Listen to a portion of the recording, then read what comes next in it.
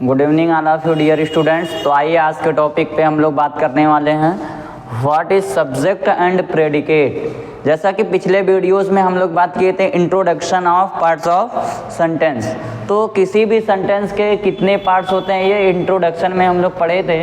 तो आइए आज के टॉपिक पे हम लोग बात करने वाले हैं कि what is subject and predicate. Subject क्या होता है और प्रेडिकेट क्या होता है, इसका डिफिनीशन क्या होता है, इसका एग्जाम्पल कैसे हम लोग करते हैं।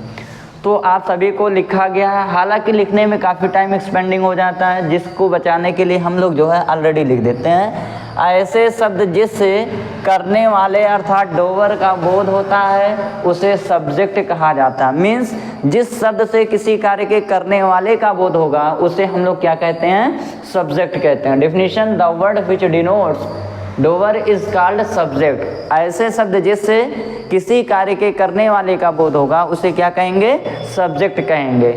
अब मैं कह दूं व्हाट इज प्रेडिकेट। प्रेडिकेट क्या होता है, तो आप सभी को मालूम रहे कि सब्जेक्ट की व्याख्या बताने वाले शब्दों को प्रेडिकेट कहा जाता है। मतलब कि जो शब्द सब्जेक्ट की व्याख्या बताएंगे, सब्जेक्ट को एक्सप्लेन करेंगे, सब्जेक्ट के बारे में कुछ कहेंगे, वही क्या कहलाएंगे, प्रेडिकेट कहलाएंगे। Means the word which explains of subject is called predicate. मतलब ऐसे शब्द जो सब्जेक्ट की व्याख्या बताते हैं या सब्जेक्ट के बारे में कुछ बताते हैं वही क्या कहलाते हैं, प्रेडिकेट कहलाते हैं। तो आइए हम लोग एग्जाम्पल पे बात करते हैं। तो डियर स्टूडेंट्स आइए हम लोग बात करते हैं कि ऐसे शब्द जिससे करने वाले का बोध होता है उसे सब्जेक्ट कहते हैं। यहाँ पर एग्जाम्पल लिखा गया सुमित्रा सिंग्स। मीन्स क्या होता है, सुमित्रा गाती है।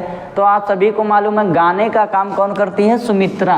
तो इस सेंटेंस में जो सब्जेक्ट है वो क्या हो जाएगा, सुमित्रा हो जाएगा। और सुमित्रा जो काम करती है वो आपका क्या हो जाएगा, प्रेडिकेट हो जाएगा। समझ में आई बात कि नहीं। मैं कह दूं राम डांस्ड, राम नृत्य करता है, तो नृत्य करने का काम कौन करता है, राम। तो राम आपका क्या हो जाएगा, सब्जेक्ट हो जाएगा। बाकी जो डांस लिखा गया है आप सभी को मालूम है प्रेडिकेट हो जाएगा। आई विल टीच, यहाँ पे देखिए विल लिखा गया है, शैल नहीं लिखा हूँ। आई विल टीच, मैं आप लोग ऐसे मैं पढ़ाऊँगा, मीन्स मैं ज़रूर पढ़ाऊँगा। तो आप सभी को मालूम रहे पढ़ाने का काम मैं करूँगा, तो मैं मीन्स आपको मालूम है ये कि सब्जेक्ट हो जाएगा। मैं कह दूं स्मोकिंग इज़ हार्मफुल, मतलब जो धूम्रपान हानिकारक होता है। तो आप सभी को मालूम रहे इन्फिनेटिव और जीरेंड भी सब्जेक्ट के रूप में यूज़ किए जाते हैं। तो स्मोकिंग आपका क्या हो जाएगा, सब्जेक्ट हो जाएगा। और इज़ हार्मफुल आपका क्या हो जाएगा, प्रेडिकेट हो जाएगा। यहाँ पर लिखा गया है to work hard should be our aim, मतलब कठिन परिश्रम करना हमारा लक्ष्य होना चाहिए। तो मैं कह दूं टू वर्क हार्ड आपका क्या हो जाएगा, सब्जेक्ट हो जाएगा। बाकी जो लिखा गया है शुड बी आवर एम, ये आपका क्या हो जाएगा, प्रेडिकेट हो जाएगा।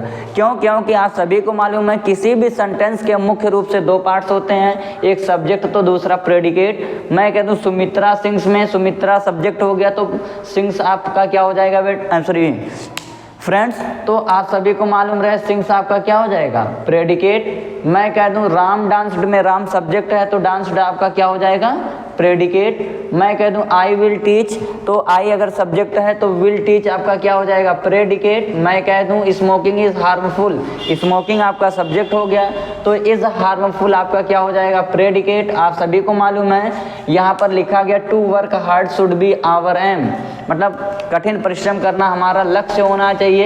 तो मैं कह दूं यहाँ पे जो लिखा गया टू वर्क हार्ड सब्जेक्ट हो गया, शुड बी आवर एम क्या हो जाएगा, प्रेडिकेट हो जाएगा।